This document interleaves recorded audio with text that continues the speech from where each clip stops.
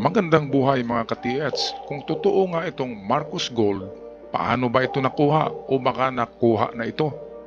Kasi nagiging presidente na ang isa sa mga anak ng dating Pangulo ng Pilipinas na si Ferdinand Marcos.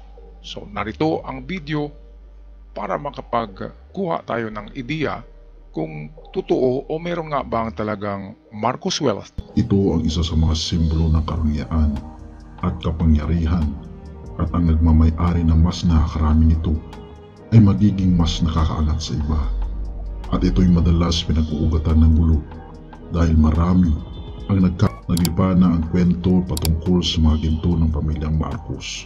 Ngunit gaano ba katotoo ang mga ito? At kung totoo man ang mga ito, paano ito makakatulong sa ating mga Pilipino? Ating pag-usapan ang usapin patungkol sa Marcos Gold. 1998, nag-file ng kandidasya ang noong dating unang ginang Imelda Romualdez Marcos sa tanggapan ng Commission on Election para ipanukala ang last will and testament ng dating Pangulong Ferdinand Edrelin Marcos, na kung siya ay papalaring manalo bilang Pangulo ay mabibigyan ng kapangyarihan ang 50 years na time deposit ng mga gintong pagmamay-ari ng dating Pangulo na sa halaga nito ay aabot ng trilyones na dolyares na mag-e-expire sa taong year 2000 mula 1950. Nagdiwang ang karamihan ng mamamayang Pilipino, lalong-lalo na ang mga die-hard Marcos supporters na naniniwala sa panukala ng dating unang ginang. Ngunit ilang mga araw lamang bago ang araw ng eleksyon ay nag-withdraw ang dating unang ginang sa pagka-presidente dahil daw sa banta ng kabilang grupo na pag ipinagpatuloy niya ang pagtakbo ay dadanak ng maraming dugo. Dito ako naguluhan mga ka-TH, itong sinasabi na ito na 50 years lang ang contract ng lahat ng mga deposito na trillion dollars ang halaga. Bakit binigyan ito ng expiry date na 50 years? Kaya kung gano'n na merong expiry date, ay baka hindi ito nakuha ng mga Marcoses kahit na nagiging presidente itong si Bongbong Marcos. Kaya nakapagtataka at nakakalungkot na naging-expire pala yung deposito na yon na trilyones ang halaga. Sa dollar yun, hindi sa piso. Kaya grabe ang laki sana ng kayamanan na ito. Pero kung nag-expired talaga ito ay malamang na hindi talaga ito nakuha ng mga Marcoses at naroon na sa kamay kung sino man ang humawak niyan. Ngunit ilang mga araw lamang bago ang araw ng eleksyon ay nag-withdraw ang dating unang ginang. Dito naman, bakit takot si Imelda na tumakbo? Noong panahon na yun, malakas pa ang mga Marcos. Meron pa silang solid supporters.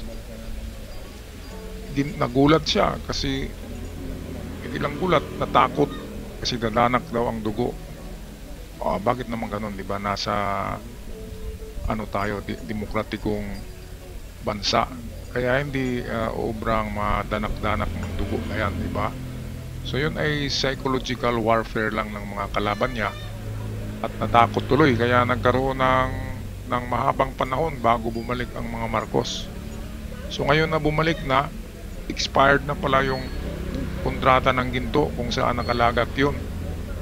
Kaya kung totoo na may expiration, ay totoo din na wala talagang nakuha ang mga Marcoses doon sa trilyones na diniposito ng Ferdinand Marcos. Sa pagka-presidente dahil daw sa banta ng kabilang grupo ng maraming dugo.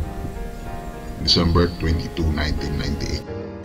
Ginisa ng mga senador si Ginang Imelda at ng dating Pangulong Fidel B. Ramos ay hindi nila inaprubahan ang tulong na hiniling ng unang ginang upang maidistribute sana sa mamamayang Pilipino ang benepisyo ng mga kayamanang iniwan ng dating Pangulong Marcos. Ito yung sinasabi na Marcos Foundation na kapag nabuksan sa tulong, kasi na frozen asset yan, na froze yung ginto at pera diyan na bilyones, dolyares.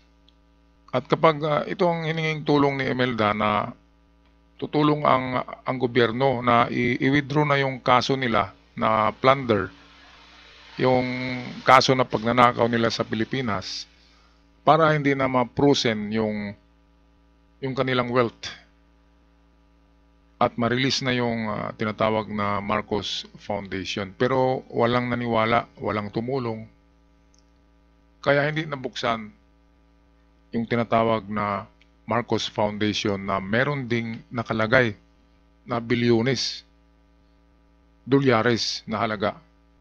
Kaya medyo magulo, parang nagiging katang-isip na lamang kasi hindi binigyan ng tsansa na buksan or itong mag-function muli itong tinatawag na Marcos Foundation na sana ay mayroon namang malaking pera doon na pwedeng ipamahagi sa mga tao. Ang nangyari, frozen.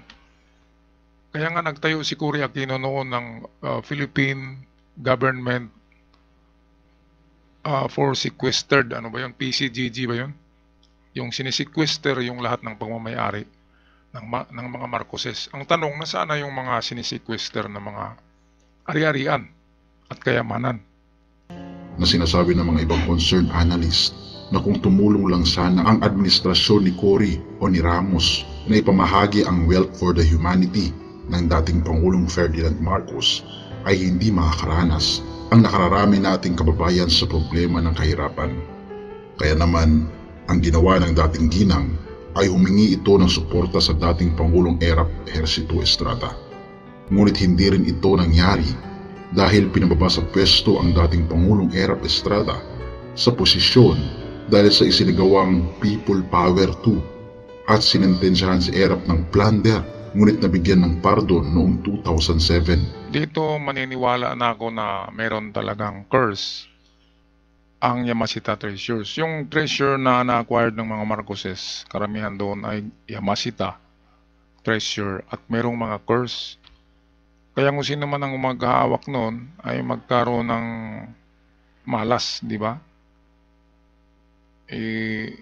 Yung mga ginto na yun ay para daw mawala yung curse ay i-remelt ang mga ginto na yun. Kaya kung na-remelt na yon ay baka nawala na yung malas doon.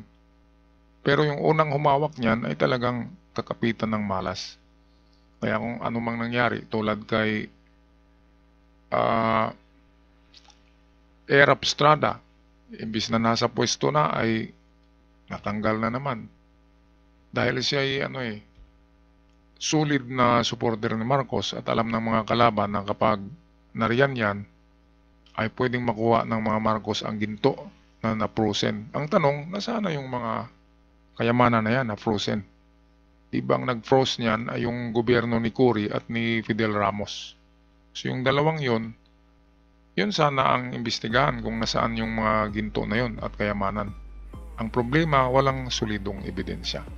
Ng dating Pangulong Gloria Macapagal-Arroyo, dumaan na ang napakaraming presidente at nawala sa pag-iisip ng mga mamayang Pilipino ang last will and testament ng dating Pangulong Ferdinand Marcos. Ngunit ang dating ginang Imelda Marcos at sa buong pamilya ng Marcos, nais nilang ipabatid ang panukala ng kanilang ama para sa taong bayan. Ayan. May isa na lang na paraan para maibahagi ang kayamanan ng dating Pangulong Marcos. Ito ang patakbuhin sa pinakamataas na hekutibo, ang anak na si Ferdinand Bongbong Marcos Jr. So, ito na nga yung dahilan kung bakit nagiging presidente si Bongbong Marcos. Dahil talagang pinupursige ni Imelda na isa sa kanilang pamilya ay magiging presidente dahil yun daw ang susi para mawala yung pagka-froze ng kanilang asset at magkaroon sila ng immunity. Kaya ito na, nasa katuparan na. Ngayon, nasaan na yung ginto? Diba? Hindi na pinag-usapan, nawala na. Ay nako.